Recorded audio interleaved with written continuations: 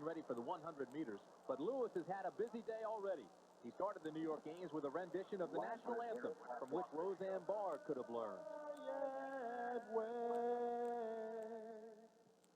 For the land of the free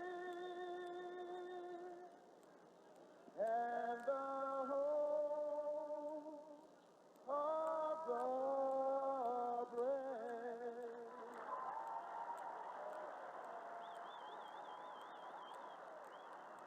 But things weren't so good for Lewis last week in Seattle. There, his crown as King Carl of the 100 meters was lifted by Leroy Burrell in the Goodwill Games.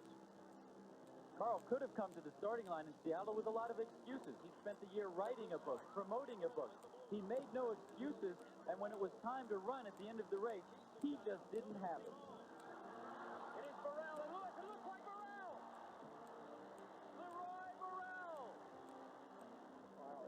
Now Burrell is in New York, but only to run the relays with Lewis, his teammate on the Santa Monica Track Club. And here is the field, which will be running into a strong breeze. Winds have been gusting up to 15 miles per hour today. Lewis will be in lane 4. Lewis is an early supporter of this track meet. He wants to help Fred Lebow, the meet organizer, realize his dream of having a big American track and field meet. Good start. McRae and Simone out quickly. Simone in red with the lead. But here comes Lewis. Lewis sliding to the front. Lewis will win it. Followed by Marsh and Williams. Carl Lewis told us he's still hungry, he's still motivated, and that loss at the Goodwill Games, obviously plenty of motivation for him to try to get back on top. At the Goodwill Games, he had a terrible start. Here he was down to Simone, who's a bullet starter, but by the middle of the race, it was vintage Carl Lewis taking over the lead and gliding to victory.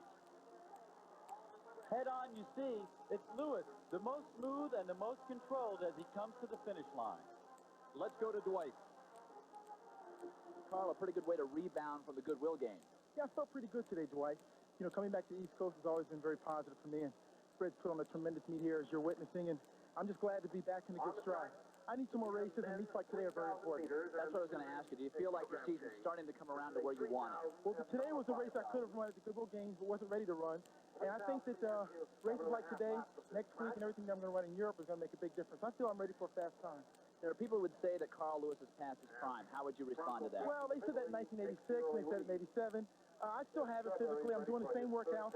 It's funny because I train with Leroy and Hoy Hurd and Mark Witherspoon, so I know where I am.